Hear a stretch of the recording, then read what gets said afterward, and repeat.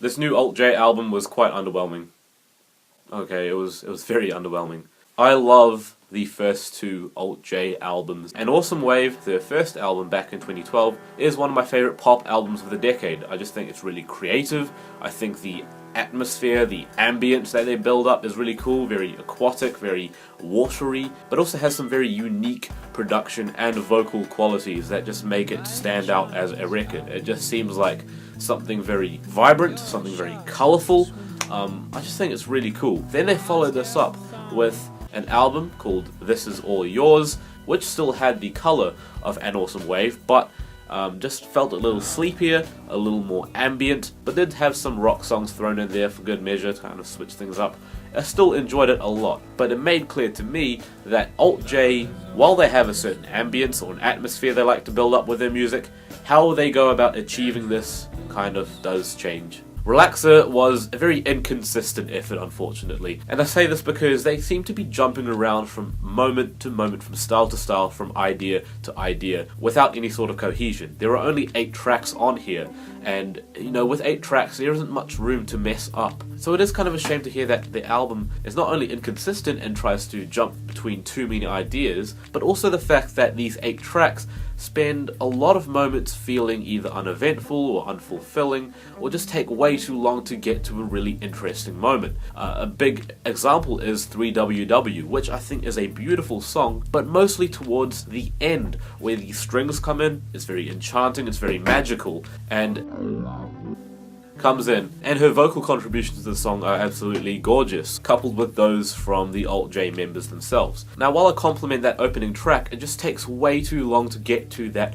big flourishing moment. And you know, I understand building things up, building and building and building attention, kind of setting a mood before you get to that big moment. 3WW takes a little more time than necessary to get to that moment. You know, I don't have a problem with the drawn out kind of song structures, but this is a little too drawn out, if you know what I mean. I actually think that sonically, or rather instrumentally, this album had a lot of potential to be something not just good, but great, something brilliant.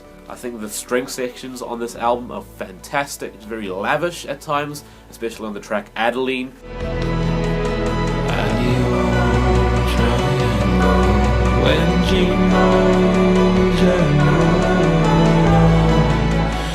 I love how the trumpets or the brass instruments come in during the bridge of In Cold Blood, a track that kind of throws me back to An Awesome Wave, something very poppy, something very catchy. 01110011. This album does have its very lush moments, which I really enjoy. Just the problem is, these moments are stacked up against even bigger moments where the Alt J are kind of, I hate to say it, but boring me. Yeah, I have to be honest, Alt J kind of do get a little too sleepy for their own good. However, my problems with this album run even deeper than that at times. There's actually lyrical aspects to this album I really just can't see the appeal in. You see, a lot of this album seems to deal with sex. Yeah, sex. Me talking about sex. Isn't that great? No, I'm not talking about sex. I'm talking about the way that Alt J kind of portrays sex. And it becomes extremely frustrating on tracks like Hit Me Like That Snare, where there's just so much to that track that just bothers me. It's almost absurd. Just the entire track seems to be this big shock humor inflicted description of some kind of messed up orgy. Yeah, it's like the musical equivalent of the Aristocrats joke. Just a lot of really disturbing descriptions and imagery, and I understand, you know, having a sense of humor about it, but Alt J just bring it about out of nowhere, and it just makes no sense. Like, even just reading it just makes no sense. The "if you" thing about rebelling against standards towards the end just seems very tacked on and just doesn't make any sense in the context of the song. Such a ridiculous song.